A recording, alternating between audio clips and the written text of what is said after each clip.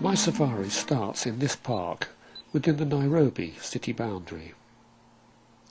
It will be different to the usual Kenyan safari, and without leaving Nairobi, I go to find out more from the government.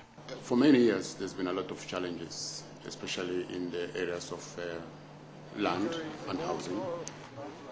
I soon learn what this means for people without secure housing.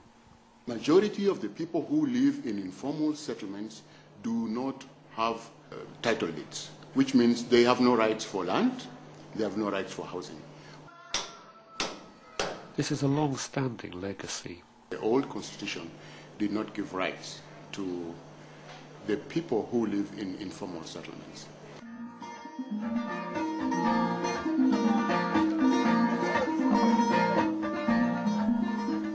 As my safari takes me around Kenya, I find evidence of recent housing problems. These IDPs, or internally displaced people, were forced to leave their homes during the conflict after a disputed election. They're still living there 3 years later. My Kenyan safari doesn't just look at problems. I want to find out what's being done. We have the National Land Policy, which was approved in December 2009 by the government of Kenya. But now, housing is a right, which means a citizen can go to court and accuse the government of not providing house.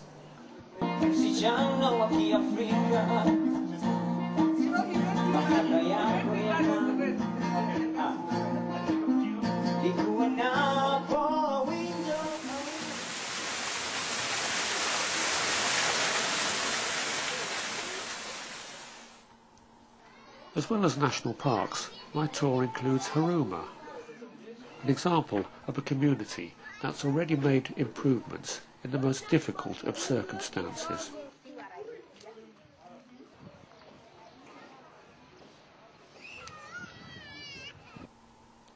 And then I travel just a few miles to visit the agency that's worked with the Kenyan government.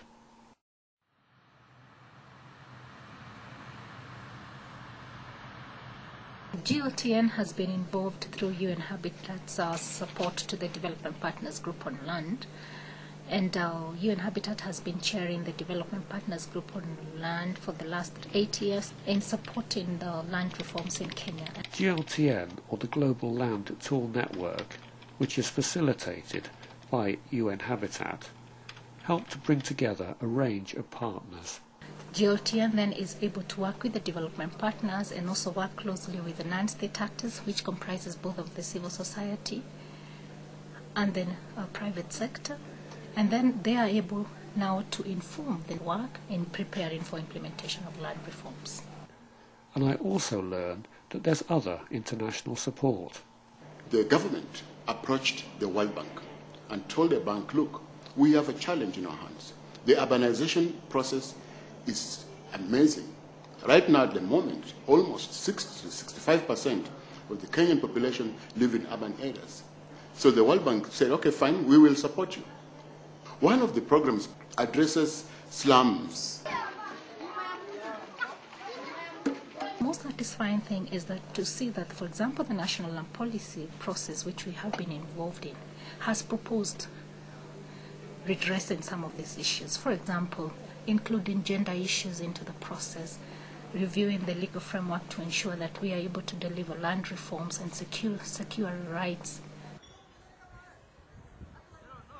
The best way to address it will be through bringing in the various communities, and then we talk to them so that we can have a partnership. My safari has taken me to much more than the wildlife parks that most visitors to Kenya see. Not just to see some of the worst slums in Africa, but also to learn about new ways of tackling them.